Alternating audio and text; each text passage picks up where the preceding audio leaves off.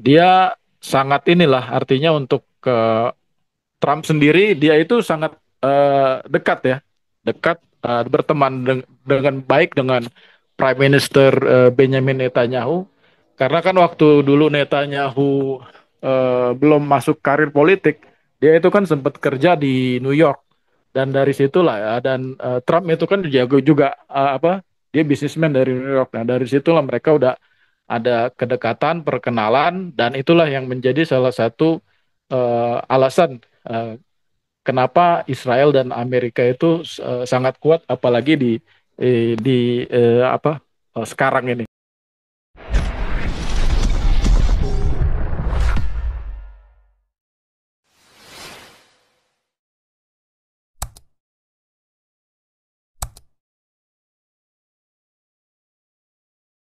Nggak boleh ya, Pak.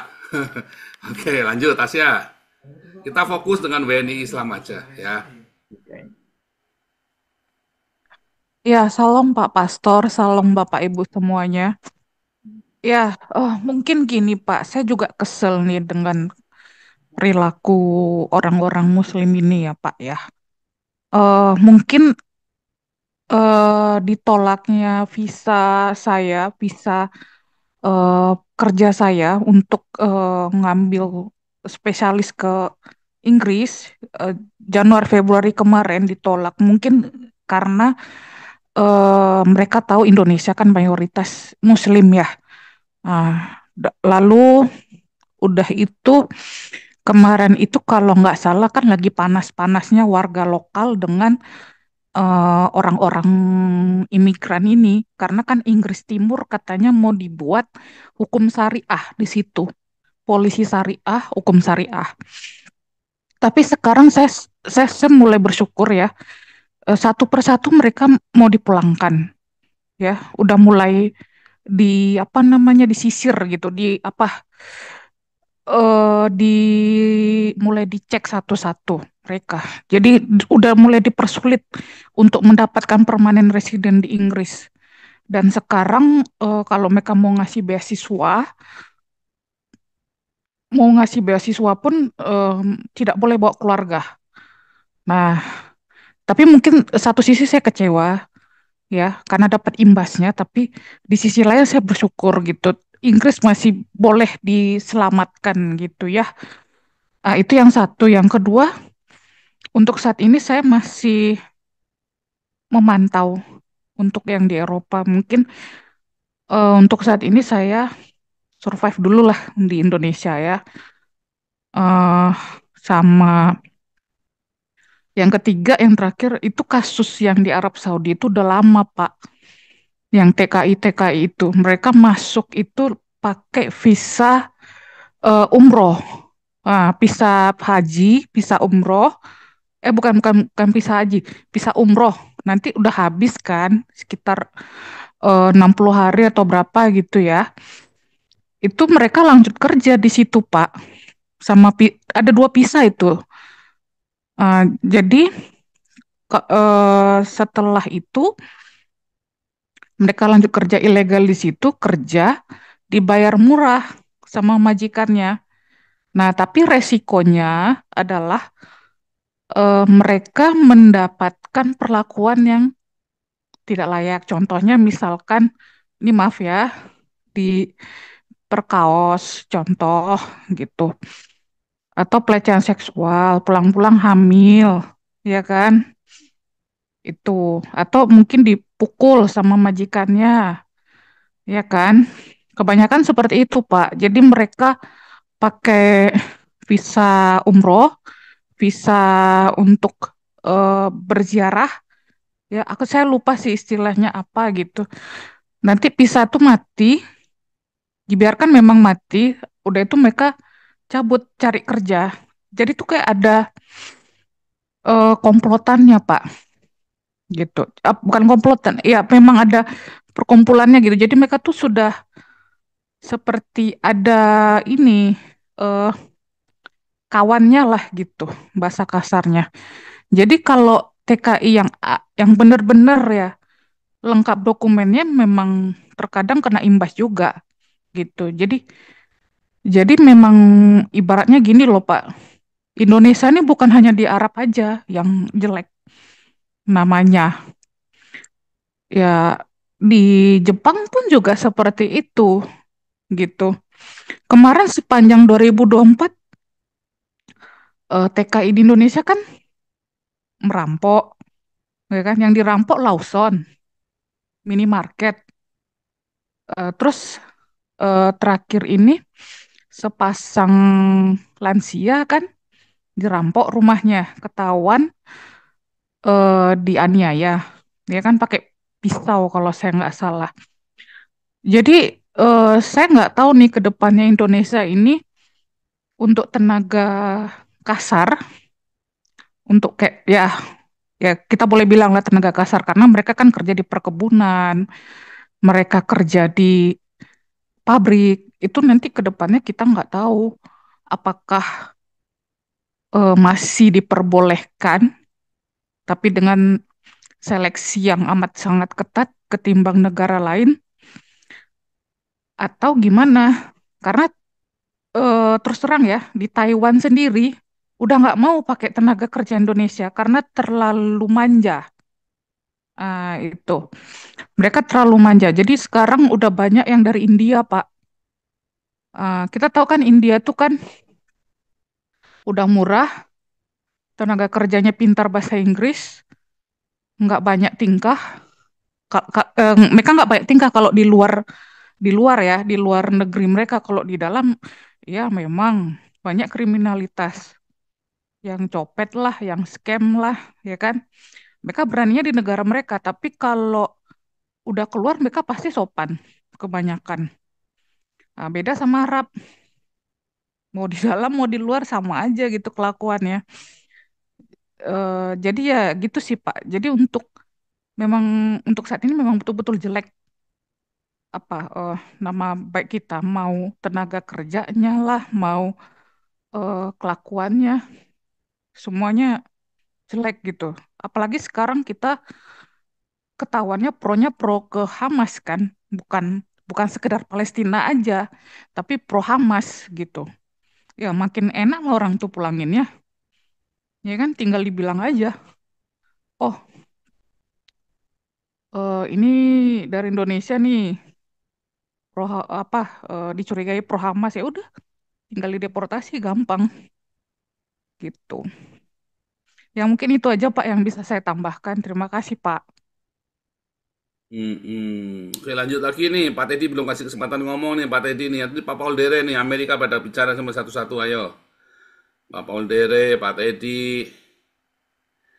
Pokoknya jangan bicara pribadinya orang, nyerang orang atau organ apa gereja satu gereja tertentu gitu ya, saudara ya. Karena nanti akan jadi fitnah dan saya tahu rasanya di fitnah itu tidak enak ya, saudara ya. Oke, Pak Teddy boleh bicara nih, Pak Teddy sama Pak Paul Dere Amerika semua boleh ikut kasih update ya apa yang terjadi di sana supaya masyarakat dapat informasi lengkap. Pak Paul Dere juga. Ya kan gini Pak Pol, kan datanya udah ada waktu kerusuhan-kerusuhan itu video muka-muka mereka orang-orang terutama yang pelajar-pelajaran yang from the river to the sea ini udah ketangkap semua muka-mukanya. Tinggal kapan ditangkapnya, kapan diusirnya itu tunggu waktu lah. Ya kan, dia sekolahnya di mana, apa visa, terutama yang visa-visa pelajar. Itu udah diusir aja nih. Itu sih. Tapi tunggu waktu lah kapan. Ya, mana sih Teddy? Pak Teddy, Teddy, jenggotnya bersihin dulu itu. ya bicara lah Joe. Nih, Pak Paul Dere dulu deh, Pak Paul Dere nih, sesama Manado. Ya, Dilarang Kodire saling, ini udah Kodire udah dilarang ngintip-ngintip tapi saling nggak mau menggigit. bicara. Kalau Pak Andi udah berapa tahun ya Pak di Amerika ya Pak? 45 ya kalau nggak Lama salah. banget ya, 45 tahun ya. Udah lama. Berarti Pak Hadi tadi 30 tahun ya. Ya, Kalau ini Pak Pak Paul Dere ini ya, Pak Paul Dere relatif baru ya, belum 20 tahun ya. katanya salah ya. Relatif baru. Pak Teddy juga belum 20 tahun ya. Hmm. Saya sejak ini kan Pak Paul, sejak zaman Soeharto kan.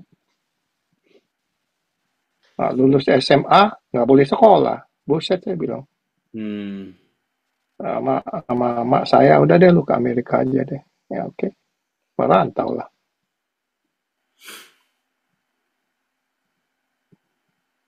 Um, ini di Permesta udah ngintip-ngintip tapi nggak mau masuk. Ngintip tapi enggak. Kebiasaan ngintip nih. Iya nih kebiasaan ngintip nih Permesta nih. Si ada si ini juga nih, si Kelas Abu dulu dah. Otman nih. Abu Kelas dulu. Otman. Ini Pak Adam Marbun kan juga di Amerika nih kan, Pak Adam kan. Ini Iya. ini Frans dulu nih, Frans dulu. Ya. Frans, Oke, si Frans ini Frans masuk silakan Pak dulu. Frans. Ya, selamat malam, Pak Salam. Nur. Ya, Saya tadi mau nanya ke Pak Tony Bastaman, kan dia bestinya Saifuddin Ibrahim. Mau tanya statusnya Saifuddin Ibrahim, tapi udah pergi ya nggak jadi dah. Itu Ya, aja. dia Terima kasih. di CS tuh masih. jangan Oh ya, itu masih jangan. ada tuh. Yang pribadi nanti Si Tony. kita akan berbahaya buat orang tentu belum tentu dia mau dibicarakan. Jangan. Nah, untuk masalah status jangan karena itu kan juga nanti membahayakan orang juga. Ayo, Abu Otman, lu mau ngomong nggak? Otman dulu, Abu Otman silakan. Shalom, Pak Shalom. Paul, Abu Erev Tov Otman. Haverim. Selamat malam teman-teman. Pak Aso Andi, good morning, Aso. Gimana? Gongsi pacai ya buat teman-teman Coy, yang merayakan. lu bilang kongsi Facai, lu tuh lebih muda dari gua, lu mesti kirim aku angpau loh. Tahu nggak kamu? Gitu ya? Oh, siap. Jadi jangan sembarang ngomong. Kalau ngomong angpaunya datang.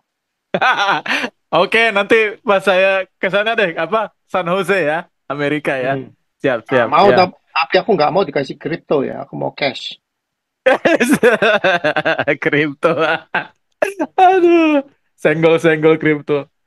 Iya, untuk Amerika ini luar biasa ya topiknya nih malam hari ini pemilihan topik dari Pak Paul ini luar biasa nih, ada hampir 1.200 tadi saya lihat tembus di YouTube ya. Untuk Amerika sendiri, Pak Andi, Pak Teddy, Pak Paul Dere, saya mau bilang eh, Januari 6 kemarin pelantikan Presiden Donald Trump ya, keren banget ya, luar biasa, aku tonton itu. Hampir 2 jam itu di Fox ya, ditayangin. Itu rupanya dia dilantik nggak di luar ya Pak ya, itu di dalam House Capitol di Capitol ya Pak Andi ya, di dalam ruangan ya, Soalnya ketinginan di luar. Katanya sih ketinginan. kedinginan ya. Tak rasa Iya. security issue lah. Ya, security issue betul. Mungkin takut sniper dan lain-lain atau mungkin drone atau bom ya. Ah, intinya sih keren banget ya, pemilihan untuk tempat duduknya orang-orang yang top ya. Ya, dari petinggi-petinggi TikTok, Tesla, si Google, Facebook, Apple datang semua itu. Keren. Nah, dan Itu impresif ya. The first time pelantikan presiden isinya bilioner semua. milioner gila itu, keren. Makanya. Pengaturannya keren banget. Sebelah kanan dari kita itu kan yang presiden yang lama dan beberapa mantan presiden ya. Walaupun di situ nggak terlalu lama ya. Mungkin paling paling nggak nyampe 30 menit ya. Tapi pidatonya itu dia menurut saya itu luar biasa loh. Intinya sih bisa dirangkum dalam satu kata ya, MAGA ya. Make America Great Again. Wah, luar biasa itu, saya tonton itu. Kan itu jam 12 siang waktu setempat ya, Pak Andi ya, waktu Washington ya. Atau itu jam 12 malam lah waktu Jakarta, waktu Indonesia. Luar biasa itu. Artinya dia udah terpilih sebagai presiden di ke-45 dan sekarang ke-47. Program-programnya tuh luar biasa, artinya itu sangat mengguncang dunia dan tetap memposisikan diri sebagai lokomotif ekonomi dan memimpin geopolitik dunia, itu luar biasa. Dan ya sama dengan topik kita malam ini, apa namanya, yang pro Hamas ini ya dia akan sikat semua ya.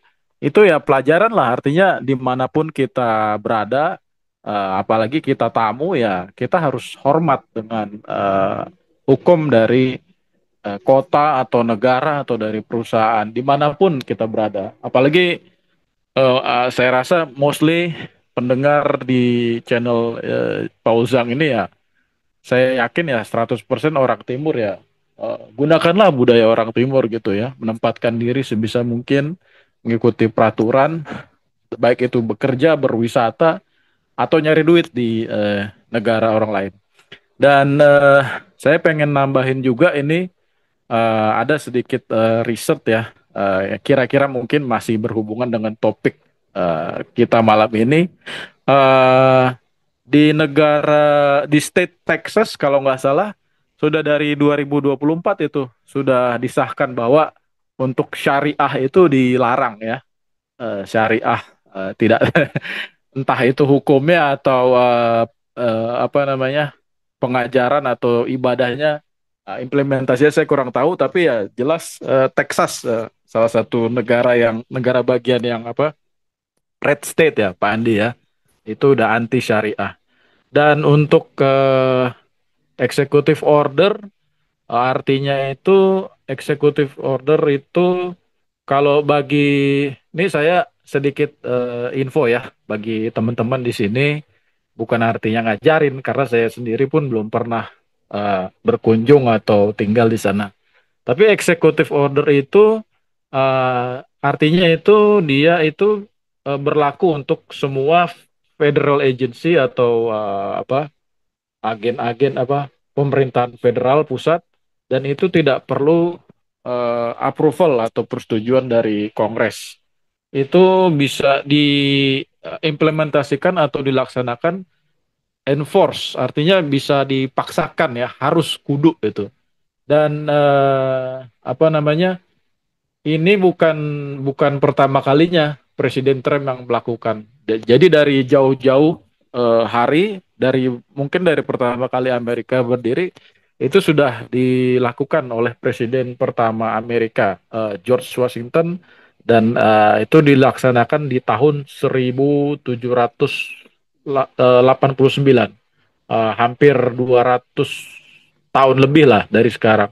Dan artinya di hari pertama dia menjabat itu udah ada beberapa executive order yang artinya sangat sangat apa, diutamakan ya. Apalagi itu menjadi apa, janji-janji dari kampanyenya Presiden Trump ya dalam 1 tahun terakhir. Dia itu salah satunya yang menurut saya bagus ya, itu dia merubah nama Gulf of Mexico atau Teluk Meksiko menjadi Gulf of America. Lalu dia apa namanya, removing regulation to boost US energy production, artinya untuk tenaga apa, panas bumi, minyak bumi itu akan ada lagi. Jadi bit drill, baby drill lah itu kalau kalimatnya dia.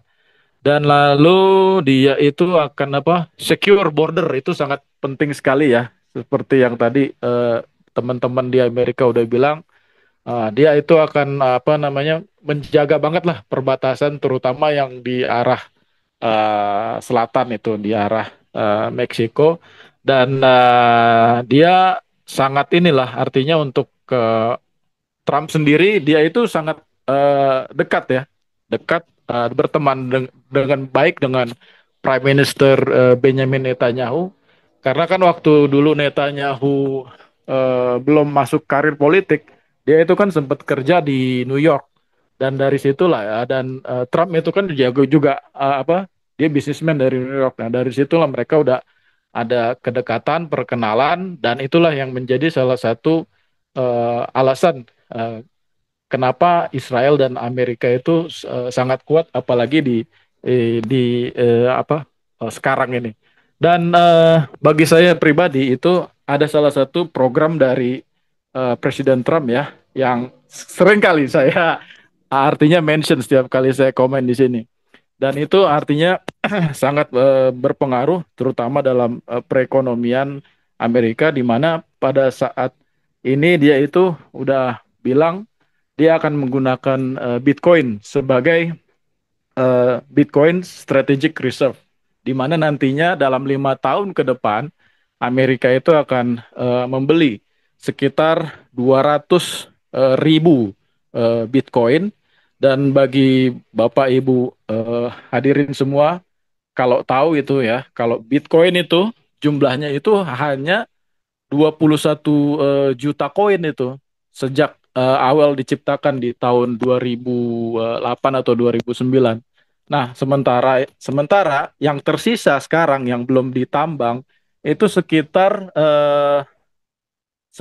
hampir 1,3 juta Bitcoin yang belum belum ditambang, dan di mana nanti Amerika ini udah artinya udah ancang-ancang, oh kita mau menjadikan Bitcoin sebagai reserve kita.